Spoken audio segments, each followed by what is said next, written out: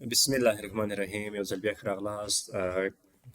تېره ورځ موږ تاسو د مایکروټیک راوټر اپریټینګ سیسټم چې د هغه اپګریډ کړ. ګورئ دلته یو موضوع ده. موږ سره په راوټر کې کله چې سیسټم برخې ته راسو موږ سره پاکیج دي. په پاکیجز کې موږ سره دلته څه نه ښکاري، خاص هغه ورژن د اپریټینګ سیسټم چې کوم ده هغه موږ ته ښکاري.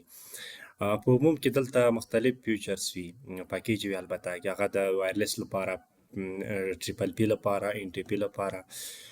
خو په اوس وخت کې کله چې دا د مایکروټیک ورژن پورته تللی ده، ورژن 7 راغلی دې څخه پورته، نو په دې کې پاکیج ټولې چې سوي مرج سوي وي.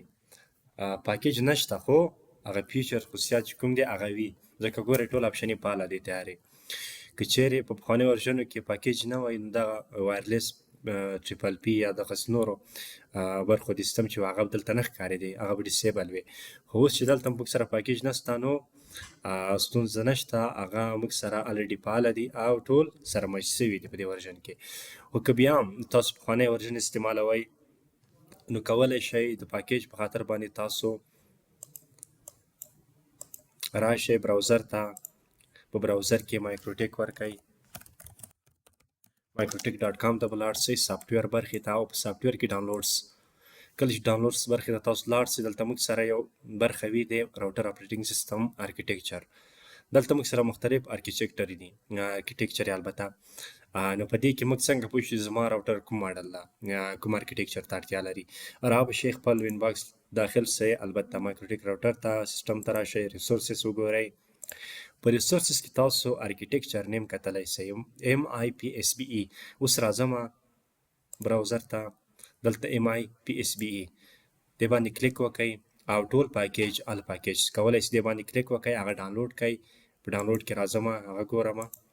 ګورئ موږ سره چې دی ال پاکیج MIPSBE دا ما ډاونلوډ کړی ده. او کله چې تاسو دا ډاونلوډ کړه، البته په دې کې خو ما سره الریډي په دې ورژن کې دا ټول خصوصیات پاکیج شته دي، مرج سوي دي، نه ښکاري. په پخوانیو ورژنو کې تاسو په همدې طریقه ډاونلوډ کولی شئ. بیا تللی شئ چېرته؟ سیسټم برخې ته، البته په سیسټم کې پاکیج برخې ته دلته راتلی شئ او کولی شئ هغه پاکیج چې تاسو سیو کړی وي هغه روټ خلاص کړئ مایکروټیک پاکیج ته. دا یو په یو راوړئ، دلته وایرلیس داسې راواخلئ، دلته یې واچوئ، ډایرکټ په کار کوي، دلته به راځي، هلته به فعاله کېږي. اوس ځکه چې په دې کې الریډي هغه ټول پاکیج شته دي په نوي ورژن دی مایکروټیک اپریټینګ سیسټم کې، نو اړتیا نشته چې زه پاکیج یې بېلې بېلې راوړم یا هغه انسټال کړم. بله دا چې تاسو کولی شئ که په دې طریقه نه یې راشئ آی پي برخې ته. په آی پي کې موږ سره یو برخه ده د سرویسز برخه، البته بخښنې سره په سیسټم برخه فایلز برخه کې موږ سره اپلوډ یو اپشن شته. په دې کې تاسو کولی شئ هغه ال پاکیج تاسو چېرته سیو کړي وي هغه چې کوئ هغه راواخلئ، ټول دلته چې کوئ اپلوډ یې کوئ. په دې طریقې تاسو کولی شئ چې اپلوډ کوئ او سیسټم ریبوټ کوئ، هغه په سیسټم کې انسټال شي. دا په صورت کې چې کله تاسو پخوانی ورژن د مایکروټیک اپریټینګ سیسټم استعمالوئ. البته دا مې کینسل کړه، اوس اړتیا نشته. راځم د دې په خوا کې بله موضوع چې د موږ سره هغه څنګه کولی شو، زه اوس د وین باکس له طریقې سیسټم ته لاګین سوی یم، څنګه کولی شم د براوزر له طریقه چې هغه ته ویب پیګ وایي، موږ اوله ورځ د هغې یادونه وکړه، مایکروټیک ته لاګین شو. راځو وین باکس څخه لاګ اوټ کېږم، خو مخکې له دې چې لاګ اوټ سم دغلته راځم آی پي برخې ته، آی پي سرویسز برخې ته. دلته موږ سره www فعاله ده، پورټ نمبر هم دغه ده، صحیح ده که نه؟ دې برخې ته تاسو توجه وکئ.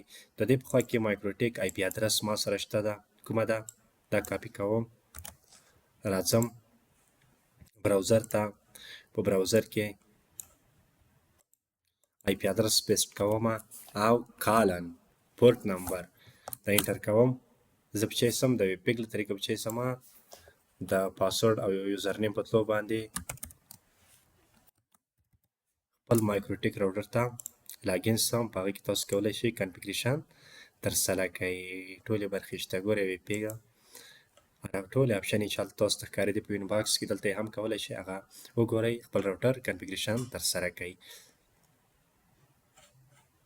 راځم له دې نه وځم، دې طریقه موږ تاسو کولی شو چې د ویب پیګ له طریقه هم خپل راوټر ته لاګین شو او په هغه کې کنفیګریشن او هغه کوم تنظیمات چې دي هغه ترسره کړو.